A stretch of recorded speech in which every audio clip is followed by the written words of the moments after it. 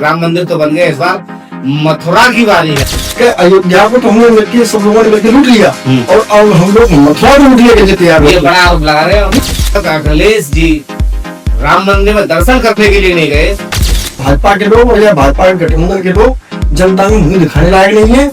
ये तो भाजपा तो राम के नाम की वोट ही मांगती थी, राम के नाम पर ये चोरी करते हुए पकड़े गए। नमस्कार दर्शकों, आप देख रहे हैं आज का सच और आज हम हैं प्रदेश सचिव सौम्य जी से कि इस बार के चुनाव को आप किस तरह से देख रहे हैं, क्योंकि राजनीति में बहुत ही उथल पुथल हो रही है।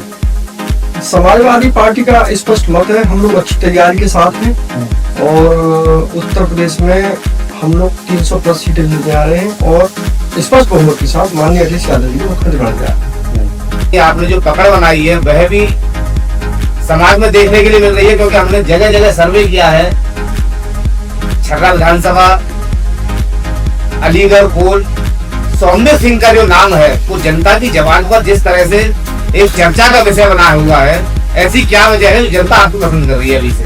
मैं आपको स्पष्ट कर दूं कि केंद्र सरकार की नीतियां और उत्तर प्रदेश सरकार की वर्तमान सरकार की नीतियां हैं वो जन विरोधी है। पूंजीपतियों के हाथों में खेलने वाली गवर्नमेंट है। आप महंगाई को ले लीजिए, भ्रष्टाचार को ले लीजिए, पिछले 10 साल के शासनकाल में ये सभी चीजें तेजी के साथ बढ़ी है। और अभी आपने हाल का भी मुद्दा देखा होगा कि ये तो भाजपा तो राम के नाम वोट ही मांगती थी, राम के नाम पर ये चोरी करते हुए पकड़े गए। और चोरी जैसा शब्द तो इन्होंने भी छोड़ा है, इन्होंने तो सुनियोजित तरीके से डकैती डाली है। अयोध्या के जो दान पात्र में डकैती डाली है और आप यकीन मानिए कि 133-40 करोड़ की जो जनता है उसकी भावनाओं की चोरी की है, उनकी श्रद्धा की चोरी की है और उनके प्रेम के जो राम के प्रति प्रेम है उसकी चोरी की है। तो यकीन मानिए कि अब ये जनता में भाजपा के लोग या भाजपा के गठबंधन के लोग जनता में मुंह दिखाने लायक नहीं है और शर्म से मुझे ऐसा मानना है कि थोड़ी सी भी शर्म बची हुई तो इनको जब तक बीच में भी नहीं जाना चाहिए। अच्छा, जिस तरह से आपने बताया है कि राम मंदिर में चोरी हुई है, अजमेर शरीफ दरगाह में भी 20 लाख रुपए का घोटाला हुआ है, इसके बारे में जानकारी है आपको? देखिए, किसी ट्रस्ट में जब चोरी होती है तो सबसे पहले जब किसी व्यक्ति ने शिकायत की है तो वहाँ की सरकार को, वहाँ के ट्रस्ट के जिम्मेदार व्यक्तियों को सबसे पहले FIR करनी चाहिए। ये कोई मामला भ्रष्टाचार का है तो सबसे पहले FIR कराइए, जो भी दोषी है वो पुलिस कस्टडी में दीजिए और सब पानी पानी हो जाएगा। लेकिन यहाँ राम मंदिर के मामले में सरकार पूरी लिपापोती करने में लगी हुई है, सबसे छोटी छोटी मछलियां वो पकड़ रही है। और यकीन मानिए चंपत राय और जो महासचिव ट्रस्ट का महासचिव है ये भी छोटी कड़ियों में आते हैं। ये तो भ्रष्टाचार चोरी जो हुई है ना, ये लखनऊ और दिल्ली की सह से हुई है और दिल्ली में ही बड़ी मछलियां बैठी हुई है। मैं आपको बता रहा हूँ इस पैसे का इस्तेमाल जो राम मंदिर में चंदा आया है, जो हम लोगों का चढ़ावा गया है, वो पैसा इन्होंने विपक्ष की पार्टियों के सांसदों को, विधायकों को खरीदने में, तोड़ने में, इन चीजों में लगाया है। इसकी तो बहुत उच्च स्तरीय सुप्रीम कोर्ट के देख रेख में जांच होनी चाहिए और मैं आपको विश्वास दिलाता हूँ, मेरा स्पष्ट मत है और पूरा सोचन मानना है ऐसा कि इसमें बहुत ऊंचे स्तर पर पैसे की गबन किया गया है और सुनियोजित तरीके से डकैती डाली गई है। लेकिन योगी आदित्यनाथ जी तो ये कहते हैं कि अभी तक अखिलेश जी राम मंदिर में दर्शन करने के लिए नहीं गए। देखिए, माननीय अखिलेश यादव जी अयोध्या अभी हम लोग इटावा में केदारेश्वर नाम से बहुत बड़ा मंदिर बनाने जा रहे हैं। अखिलेश यादव जी उसको बनवा रहे हैं और सभी लोग समाजवादी और पूरे हिंदुस्तान के लोग, हिंदू लोग, सभी लोग उसमें चंदा दे रहे हैं। तो हमारा ऐसा मानना है कि किसी मंदिर पे ऐसा कोई नाम नहीं लिखा कि कौन कब जाएगा, ये श्रद्धा का विषय है। आज मेरा मन गंगा जाने का है, कल नहीं है, तो ये कोई मुझसे ये नहीं कह सकता मैं गंगा नहीं जा रहा तो मैं हिंदू नहीं हूँ। तो माननीय अखिलेश यादव जी क्यों नहीं गए हैं? उन्होंने भी घोषणा की है कि वो जल्दी में अयोध्या जाने वाले हैं और यदि हम लोग अयोध्या जाते तो शायद हो सकता है कि ये आरोप भी हम भी लगा देते चोरी हम कर ले गए, जब भी ये भ्रष्टाचार की चोरी काफी समस्या लोग। अच्छा, बीजेपी सरकार ये भी कह रही है कि राम मंदिर तो बन गया, इस बार मथुरा की बारी है, तो मथुरा के बारे में क्या कहेंगे? बिल्कुल सही कह रहे हैं योगी आदित्यनाथ जी, वो ये कह रहे हैं कि अयोध्या को तो हमने मिलकर सब लोगों ने मिलकर लूट लिया और अब हम लोग मथुरा को लूट लेके तैयार हैं। ये बड़ा आरोप लगा रहे हैं। नहीं, आरोप नहीं, सच आरोप है। पूरे 140 करोड़ जनता की भावनाओं को, उनके प्रेम को, राम के नाम को, राम के कपड़ों को, राम के आभूषणों को, सीता माता के आभूषणों को इन भाजपाइयों ने लूट लिया है और अब इन लोगों की निगाह भगवान श्री कृष्ण जन्मभूमि पे है लेकिन समाजवादी पार्टी और पूरा देश इनकी इन नीतियों को, इनके षड्यंत्र को समझ चुका है। मैं आपको बताना चाहता हूँ, मथुरा में, काशी में, क्या मथुरा में मुस्लिम समुदाय के लोग नहीं रहते? क्या हिंदू समुदाय के लोग नहीं रहते? आपसी खूब प्रेम से रहते हैं। वहाँ मस्जिद भी रह रही है, वहाँ पर जन्मभूमि भी है और सब आपसी में है। लेकिन इन लोगों का टारगेट उस जगह को लूटने का है। अभी आप देख रहे हैं अयोध्या में छोटे छोटे जितने भी व्यापारी थे उनके सब काम बंद कर दिए लोगों ने। गुजरात से आए हुए लोगों ने बहुत बड़े 5 स्टार होटल बना दिए हैं। जहाँ राम की धुन सुनाई देती थी वहाँ उल्टी सीधी धुन सुनाई दे रही है। अयोध्या को पूरी तरह से लोगों ने बर्बाद कर दिया है, राम के नाम पर बर्बाद कर दिया है। और बेशर्मी तो देखिए कि मीडिया के माध्यम से लोग मीडिया पर स्पष्टीकरण देने भी आ रहे हैं। लोग इनको तो समझे डूब के मर जाना चाहिए। नहीं, अभी आपने मुस्लिमों का नाम लिया है तो सरकार तो ये कह रही है कि सबका साथ और सबका विकास, मतलब सबका साथ और सबका विकास और सबका विश्वास लेकर चल रही है और मुस्लिमों के लिए आगे बढ़ाया जा रहा है। नहीं, बिल्कुल सरकार के करने और कथनी में तो बहुत बड़ा अंतर है। आप देखिए कि जब इन्होंने कहा था हम किसानों की जिंदगी बहाल करेंगे, 6,000 रुपए दी जा रहे हैं, 6,500 या 6,000 को आप एक साल रुपए में दे रहे हो। 6,000 रुपए में जितना तो आप लोग यूरिया से वसूल रहे हैं, लोगों से बिजली से वसूल रहे हैं। आप किसान आंदोलन मार के 650-700 किसान मार गए तो उनको आप आतंकवादी बताते थे। जो भी बातें बोले समझिए उससे उल्टा करने वाले हैं। ये व्यापारियों के हित की बात है, उनको उल्टा सीधा GST छूट दिया उन्होंने। ये जब नौजवानों की और छात्रों की बात करें, आप देखिए लगातार पेपर लीक हो रहे हैं। इतने पेपर लीक हो रहे हैं कि सारी कोई बच्चा चैन से निपट पा रही हो। शिक्षकों को उन्होंने बर्बाद कर दिया और वो जो आई थी अग्निवीर आई थी उसके माध्यम से उन्होंने सैनिकों को बर्बाद कर दिया। मतलब कोई समुदाय, कोई भी संस्थान, कोई भी कार्यशाला, कुछ भी इन्होंने छोड़ा नहीं, इन्होंने लूट लिया है। मैं आपको बता रहा हूँ, इतना तो मुगलों में और अंग्रेजों ने देश नहीं लूटा था, इन्होंने 10 साल में बहुत देश लूट लिया। आज देश ऐसी स्थिति में है कि देश पूरी तरह से कंगाल है और भुखमरी की कगार पे खड़ा है। और ये भी चैलेंज की बात है कि ये लोग जब सत्ता से हटाएंगे, जो भी वो सरकार आएगी उसके लिए बहुत बड़ा चैलेंज होगा कि देश को स्थिर हालात में आगे बढ़ाया। विकास हो रहा है कि नहीं हो रहा है? विकास के बारे में क्या कहेंगे? क्योंकि जगह जगह आप देख रहे हैं कि पुल बन रहे हैं, पक्की सड़कें बन रही है, हाईवे एकदम चमाचम चमक रहे हैं और कहीं ना कहीं सांसद जी का भी एक बयान आता है। बिल्कुल मैं आपकी बात से सहमत हूँ। मीडिया के बंधु हैं आप, मैं सांसद जी को यहाँ से बैठकर पूरा चैलेंज करता हूँ कि अलीगढ़ की 10 जो उनके भाषण है कि हम लोगों ने कनॉट प्लेस जैसे रोड बनाए, वो 10 कनॉट प्लेस जैसे रोड दिखा दें और मैं उनको 10 या अलीगढ़ में 10 जैसे रोड दिखाने को तैयार हूँ। तो सांसद जी का अपने, सांसद जी एक ऐसे आदमी है कि उन्होंने पूरे 5 साल 10 साल 15 साल जो भी सांसद रहे उन्होंने कोई स्पेशल काम अलीगढ़ के लिए नहीं किया है। और ये जनता भी जानती है कि जो लास्ट टाइम चुनाव हुआ तो जनता ने उनको चुना नहीं है, वो तो केवल प्रशासनिक मशीन द्वारा चुने गए। तो उन्हें जनता की भावना से कोई लेना नहीं है, विकास से कोई लेना नहीं है। और पूरा उत्तर प्रदेश जानता है कि सांसद जी और लखनऊ में तो आपको हमेशा खटपट चलती रहती है।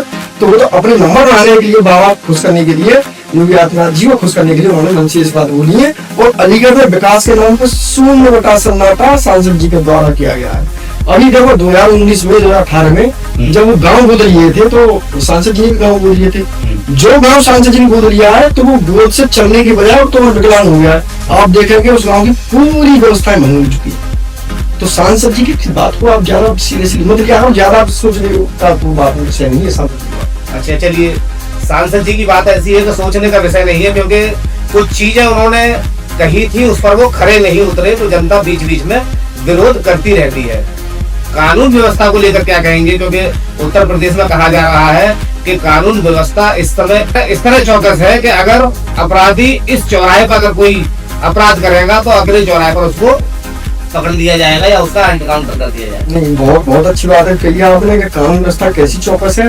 वो अभी कुछ दिन में तो मीडिया के माध्यम से सुना था कि सांसद जी एक बेटी के बाप को धमका रहे थे, अरे कि तू ब्राह्मण है, अकेला ब्राह्मण है, जाटों से लड़ रहा है। अरे कोई अकेला ब्राह्मण है या जाट है या ठाक है, बनिया है, कोई भी जाति का है, वो अकेला है तो क्या आप उसकी बहन बेटी के बारे में ऐसी टिप्पणी करेंगे? अरे आप सांसद है, आपका काम है कि प्रशासन से कहेंगे भाई जल्दी से जल्दी बरामद करो, जो भी स्थिति है उसको स्पष्ट करो। तो सांसद जी फोन के माध्यम से लड़की के बाप को डांट रहे, उसको धमका रहे।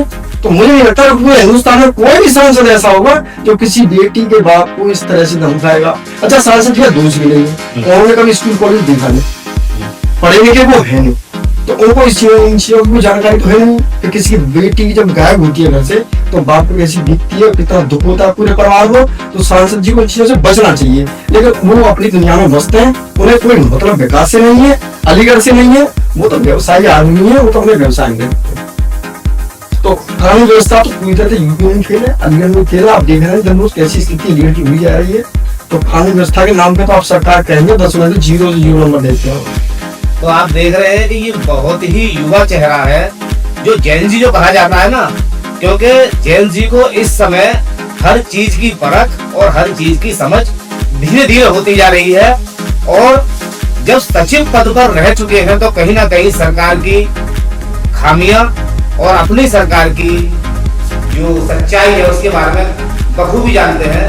तो इसी से आगे चल के हम जानना चाहेंगे कि सरकार की कुछ ऐसी 3 नाकामी बताओ जिसमें सरकार विफल रही हो, मौजूदा सरकार। बिल्कुल, जो आप 3 पूछने में 10 गिनवाओगे, क्योंकि जब नाकामियों की लिस्ट लंबी होती है तो आप 3 पूछने में 10 गिनवाने क्या होगा। प्रशासन व्यवस्था हो गया 3%। कोई रोजगार की समस्या, बिल्कुल रोजगार आप सरकार दे नहीं पाए। कोई बाहर से बड़ा ऐसा कोई आप इन्वेस्टमेंट नहीं ला पाए जिससे यूपी का विकास हो पाए। और शिक्षा के नाम पर 0, आप 26-27 हजार स्कूलों में बंद कर दिए हैं। मधुशालाओं की संख्या बढ़ा रहे हैं, स्कूल की संख्या को कम कर रहे हैं। माता बहनों को सुरक्षित भी ऐसी विशेष योजना मिल रहा है। रोजगार किसी को दे नहीं पा रहे हैं। किसानों की समस्या आप देख ही रहे हैं। और बुरी तरह से आप महंगाई बढ़ा रहे हैं। महंगाई ऐसे बढ़ रही है जैसे मान लीजिए जैसे मोदी जी की जैसे उम्र बढ़ रही है वैसे उसके साथ महंगाई भी बढ़ रही है। तो आप 3 पूछेगा आपको 10 मिनट। अच्छा, स्वास्थ्य के बारे में ये कह रहे हैं कि हमने आयुष्मान कार्ड योजना बनाई है जिसमें 5 लाख रुपए का मतलब गरीबों के लिए निःशुल्क इलाज है। भैया आप आयुष्मान कार्ड योजना के बारे में आप पूछेंगे तो राजस्थान में आपने देखा है कि 26-27 हजार आयुष्मान कार्डों पे झूठे ऑपरेशनों के नाम पर सरकार से पैसा वसूल कर लिया। ये तो सरकार की मिली जुली एक रणनीति के तहत लोगों को लूट लेके और सरकारी पैसे को गवर्न करने की तरीके योजना है। इससे किसी गरीब आदमी को लाभ नहीं मिल रहा है। अरे जो लाभ आप कार्ड लेके दे रहे हैं, आप हॉस्पिटलों की छोटे-छोटे हॉस्पिटलों की आप इनकी स्वास्थ्य सेवा ठीक करिए। कार्ड देने की आवश्यकता नहीं, मैं जाऊँ स्वास्थ्य लेने तो मैं क्यों कार्ड दिखाऊँ? हिंदुस्तान देना है जो चाहोगे आप ट्रीटमेंट करिए, फिर मेरा ट्रीटमेंट होगा, फिर बिल बनाएगा, फिर गवर्नमेंट पे करेगी। गवर्नमेंट का संस्थान है, गवर्नमेंट पे करेगी। भैया ये तो माध्यम से डूबने का है। ये आयुष्मान कार्ड वगैरह जैसी कोई विशेष योजना नहीं है।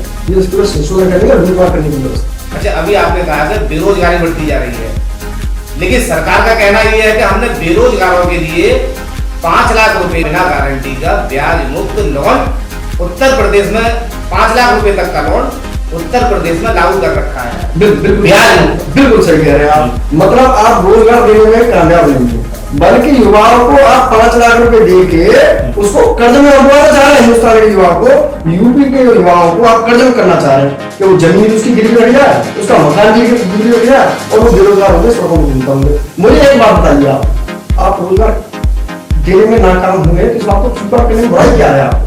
मुझे एक बात बताइए, जो आपको जानकारी नहीं है सरकार चलाने की, तो आप किसी अच्छे व्यक्ति से सलाह ले लीजिए। अरे हम लोगों से सलाह ले लो, सफाइयों से प्रदेश कैसे चलाया जाता है, कैसे रोजगार किए जाते हैं, कैसे प्रदेश में विकास किया जाता है।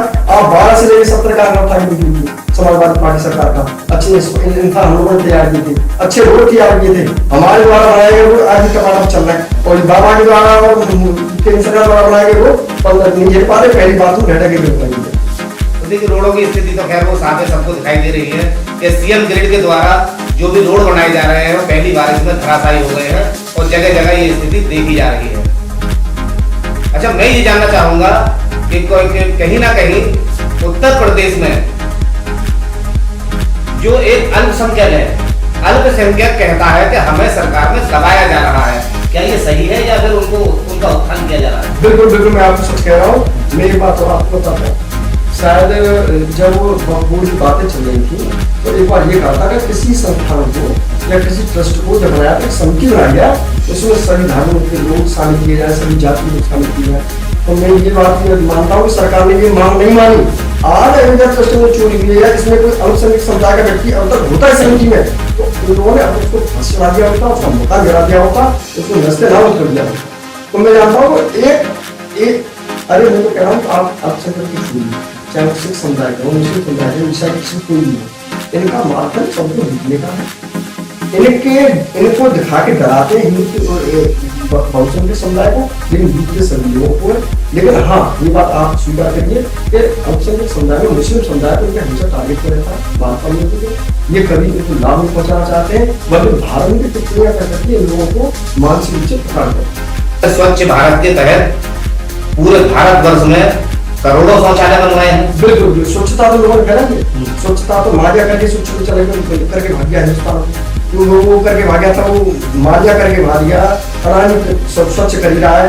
ये तो स्वच्छ, देखो ये तुमसे कहते हैं कि स्वच्छ भारत करना है, तो तुम सोचते हैं सफाई का मामला है, लेकिन इनकी सफाई फाइनेंस की होती है कि फाइनेंस को कैसे कैसे निपटाया जाए हिंदुस्तान में, सरकार की और देश की जमा पूंजी को कैसे इसको खत्म किया जाए और प्राइवेट हाथों में देके और दूसरी बैकडोर से चंदा के माध्यम से अपनी जेब में रख दिया। ये इन लोगों की नीति है।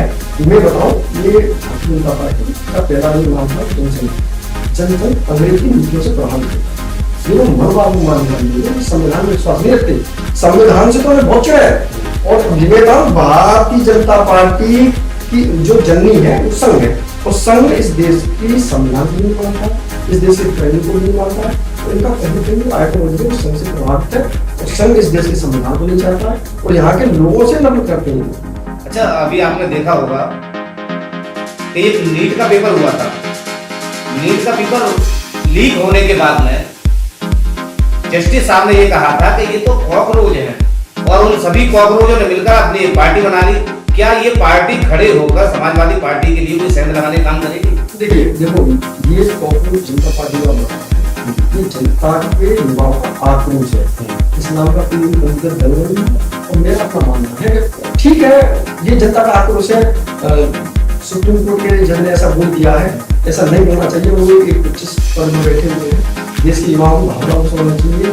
जितना युवा इस सरकार प्रधान हुआ है तो वो ये आक्रोशित नहीं है, वो धरना प्रदर्शन भी करेगा। और उन्होंने कोई दल का नाम दिया जनता पार्टी, लेकिन ऐसे दलों का इस सरकार अभी जो राजनीतिक हिंदुस्तान है अभी ऐसा परिस्थिति है। समाजवादी पार्टी जैसे युवाओं और विद्यार्थियों की, किसानों की, सब कैसी रही है। आप पिछले ट्रैक पर उठा के देखिए, हमारे जमाने में समाजवादी पार्टी सरकार ने ना के की सरकार में जो कोई करूँगा उसको लीड करने का तरीका भी कर दीजिए। देखिए, समाजवादी पार्टी में दंगे हुए हैं, ये भी आपने देखा होगा। तो वो शख्स को कह रहे हैं जो दंगे करते थे वो सरकार में बैठे हुए, दंगे करेगा वो। जो समाजवादी पार्टी की सरकार में दंगे करते थे तो वो सरकार में बैठे हैं, तो दंगा कौन करेगा? जहाँ जहाँ भी दंगे होते थे ये भाजपा और ये संघ के लोग दंगा करते थे। यानी आपका कहना यह है कि जो उत्तर प्रदेश सरकार में दंगे करते थे वो इस समय सरकार बैठे हुए हैं, तो दंगे करने वाला कोई बचा नहीं, ये कहना है आपका। आज ही भाजपा विपक्ष में हो जाएगी, ये क्या करेगी? उन दिनों में बहुमत करवाएगी, उन दिनों में करवाएगी, बट दंगे की नीति फिलहाल भारतीय जनता पार्टी की नीति दंगे से है भाई। लेकिन ये भी कह रहे हैं कि हवाई चप्पल पहनने वाला हमने हवाई जहाज में उड़ा दिया। आपने देखा होगा जीवन में, देख तो लीजिए, हवाई जहाज में उड़ने वाला उड़ रहा है, हवाई चप्पल पहनने वाला हवाई जहाज में उड़ गया। पूरे उत्तर प्रदेश में जितने भी हवाई अड्डे आपने खुले थे उनमें से 90% 80% हो गए भाजपा बैठी भैया।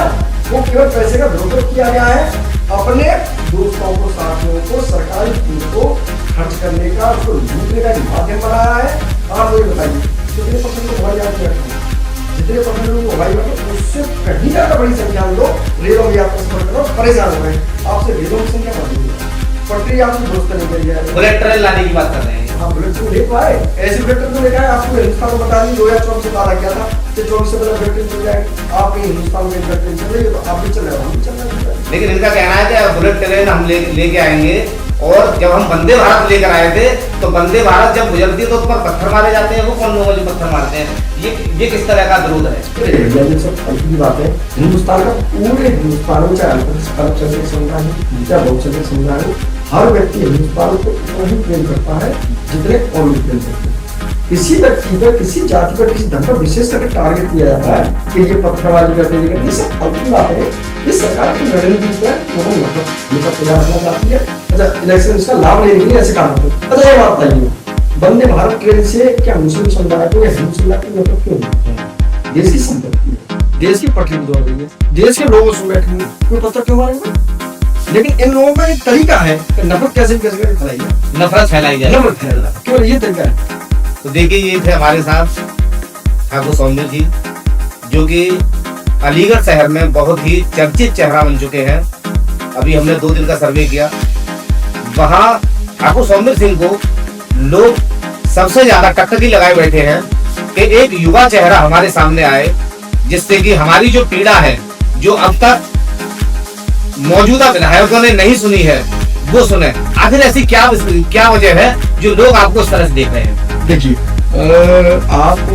आपको विधानसभा के विधायक जी के बारे में बता दें, और अब सर्वे करिए गाँव में कोई विधायक जी का कोई विशेष कुल के लिए कोई महत्व नहीं है। आप मुझे बताइए, कुल में आप डबल विधायक बने, किसी का विधायक चुन के आए, विशेष काम क्यों नहीं किया आपने? ऐसा किया जिसके माध्यम से आप वोट मांगने वो विधायक का काम केवल वही जो सुने मैं आपको बता रहा हूँ, भाजपा के हर प्रत्याशी का काम केवल बना भैया वो उनका जनता के मुद्दों से, जनता की समस्याओं से, जनता की परेशानियों से दूर तो कोई नहीं जाता। अच्छा, अगर आपको टिकट मिलती है तो आपका विशेष मुद्दा क्या रहेगा? मैं आपको स्पष्ट बता दूं कि माननीय राष्ट्रीय अध्यक्ष हमारी पार्टी के राष्ट्रीय अध्यक्ष माननीय अखिलेश यादव जी विकास को उसकी तरह उन्होंने पिछले 5 साल सरकार चलाई थी, और इस बार हम लोगों का पूरा विजन तैयार है। हम लोगों को जनता मौका देती तो हम बहुत अच्छे और स्पष्ट तरीके से सरकार चलाएंगे और बहुत अच्छे विकास कार्य करेंगे। और रही बात पूर्व विधानसभा की, पूर्व विधानसभा में बहुत सारे लोगों ने आवेदन किया है, जिस किसी को भी टिकट मिलेगा उसको दमदारी के साथ हर व्यक्ति पूरी समाजवादी पार्टी का हर कार्यकर्ता मौजूदगी के साथ चुनाव लड़ाएगा। और हम लोग बहुत अच्छे माध्यम से पोल छोड़िए पूरे 7 साल विधानसभा जीतने वाले बहुत अच्छी माध्यम के साथ जीतेगा। तो अंत में शहर की जनता को किस तरह का संदेश दिया जाएगा, क्या कहेंगे? शहर की जनता से कहेंगे, आपने तो बहुत कष्ट उठा लिया भाई, 9 साल से कष्ट उठा रहे हैं, और 1 साल की बात रही और कष्ट उठा लीजिए। समाजवादी पार्टी की सरकार आई है, उसको बनाने में सहयोग करिए। और सांसद जो खुले मन से झूठ बोल रहे हैं, मैं इस माध्यम से आपको इस मंच काफी वीडियो वायरल हो रही है उनकी मजाक बन रहा है कि जो सांसद जी बोल रहे हैं वो हमारी पार्टी के बारे में बोल रहे हैं कि समाजवादी पार्टी की सरकार आएगी तो पूरे अलीगढ़ के रोड करोड़ जैसे हम लोग बनाने का काम करेंगे। वो समाजवादी पार्टी की तरफ से बोल रहे हैं कि रोड हम समाजवादी जैसे बनाएंगे, तो अभी समाजवादियों के आप भूल नहीं कर पाएंगे। समाजवादी बहुत मजबूती के साथ और अच्छे विकास कार्य करते हैं। और हमारे जमाने के आप रोड देख लीजिए, आप यमुना एक्सप्रेस भी देख लीजिए, जब चलते हैं तो वास्तव लगता है कि आप उत्तर प्रदेश में चल रहे हैं। और सुनो कमाल की बात बताइए, यमुना एक्सप्रेस भी पहला ऐसा उस जमाने का हाईवे था जिसपे सेना के भाईजान भी उतारी गई थी, प्रधानमंत्री ने भी तारीफ की थी। और अब पिछले 9 साल में आपने गंगा एक्सप्रेस भी बनाया है, आप भाईजान की बात कर रहे हैं, आप उस पर कुछ और उतार के देख लीजिए, वो भी धस जाएगा, रोड भी टूट जाएगा। बनने से पहले ही तरक जाते हैं, ध्वस्त हो जाते हैं। तो हमारे साथ है ठाकुर सौम्य जी, चुनावी चर्चा जारी रहेगी, बने हमारे साथ। मैं हैप्पी राजा आज का सच।